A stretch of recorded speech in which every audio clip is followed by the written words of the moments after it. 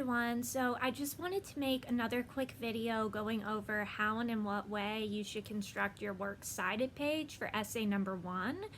If you would like to see a visual of how the works cited page should look, you can go to assignments and click essay 1 and then click that sample paper because it will show you a visual of how the works cited page, as always, which I'm sure you've learned in 111, it should be its own page within the same document as essay number 1. You will be using MLA 8th edition, and what you will be doing is you will be citing in alphabetical order your two sources, alphabetical order by the author's last name, in the format for an article from an online database. So what I have listed for you in the announcement that corresponds with this video is an example. So it looks like this. What you can do, the announcement tool doesn't let me mess with the like formatting of the announcement, but what you can do is you can take the time to read over this and kind of apply the information to your articles themselves. So you'll again list your articles in alphabetical order by the author's last name, and then what you've got is two citations. And for each article, you are going to begin with the author's last name, comma, first name, and a period. Okay. If you have 3 or more authors, then you can use the et al tool, which is just et space al period. It's Latin for and others, and that's how you would list having 3 or more authors. If you've got, and you just put that after the author's last name, comma, first name, okay? You'd put Smith, comma, John, space, et al, period. What you would do in the case of having two authors specifically, I gave you in the first example, because you do have to list the first author's name by last name and first name, and then what you do is you actually attach that with the term and, right? And then what you do is you put the other author's full name. So in the example that I have for you, Alonzo, comma, Alvaro, comma, and Julio A. Camargo, period. Okay, so let me know if you've got questions about that. Then what you will do is in quotation marks, put the title of your article itself. Okay, so whatever the title of your article is, you're going to put that in quotation marks, and you actually can reference your articles by their area of study in the paper itself because the works cited page is so specific. So you kind of can save space that way, especially if you've got a really long article. Unless the title serves some type of purpose within a paper, the more advanced you get in writing, the less there is a need to put the title. So we're going to kind of get out of the habit of doing some of those more conventional elementary techniques that you do in 111. But the title will go on the works cited page, and then you put a period inside of the quotation marks. Then you space and you put the title of the journal.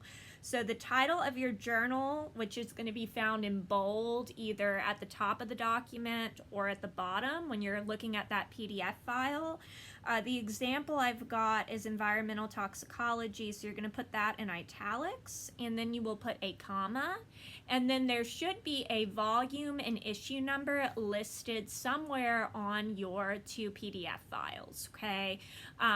If you don't have these, then you can leave this off, but chances are that you do. It's just probably going to be one number with a colon and another number.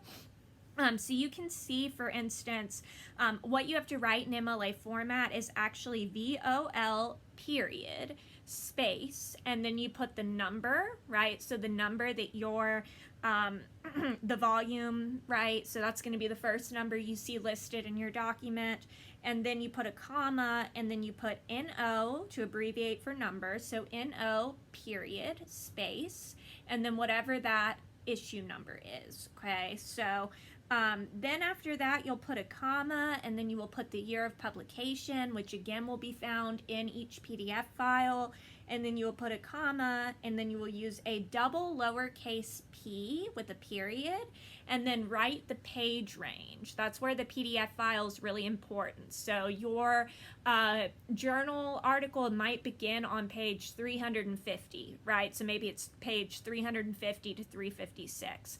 You would indicate that to the audience with two lowercase p's, a period, and then you would write 350/356. And then after that, you put a period, and then you need to put the library database that you used. So if you used ProQuest Central, then what you will do is you will write ProQuest Central in italics and put that after the page range, and then add a comma.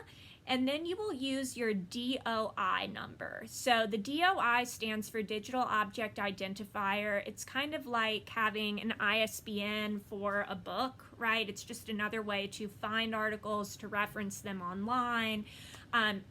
It's different for each article where the DOI is located. I would look at the beginning of the document and the end and the top heading. So in the header where the author's name and the journal name is, see if there's something that says DOI : and that's what you're going to put for the DOI. It might be a series of numbers and letters. It might be just numbers. It could be numbers, letters, and slashes. You're just going to copy and paste that DOI number, but make sure that you have your font set at Times New Roman 12 when you edit it. And then because you put a period after the DOI.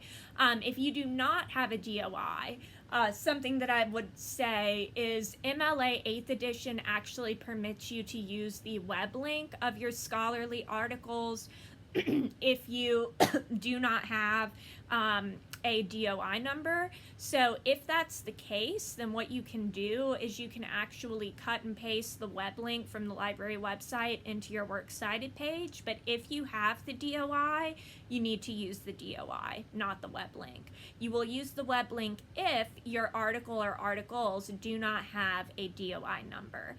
And then I would like you, after you put a period after either the DOI or the web link, you'll write out the word accessed, and then you will put the date that you last accessed the source online. And this is just because online sources are always changing. Sometimes they can be taken down or tweaked, right? So what I would like you to do is write accessed and say today was the last day you looked at them, which it shouldn't be because the paper's not due for a little bit here. But you would put 24 August 2020, no punctuation in between that. So accessed 24 August 2020, and then you put a period. Keep in mind that the Works Cited page, again, should be its own page. I'm going to show you a visual really quickly. So if you are on Blackboard and you click on Assignments, so the Assignments link, and then you click on the Essay 1 link and you scroll down, and then you click on the sample of an ASA, the second one, and you scroll all the way down to his Works Cited page. I know he had some mistakes. It's not perfect, but it's still a really good visual for what your Works Cited page should look like. You can see for him it fell on page 5 of his document, and each line should be indented. The first line of each citation should be indented all the way over to the left, whereas the second line and beyond should be indented ½ an inch to the right, okay? One thing that he could have done better here was he could have italicized ProQuest and written ProQuest Central. So if you are looking at this example, just keep in mind this student specifically forgot to italicize the database name, so therefore he did lose points for that. Let me know if you've got any questions, but I did just want to get this video out to you. I hope it is helpful and hope to talk to you soon. Have a good day.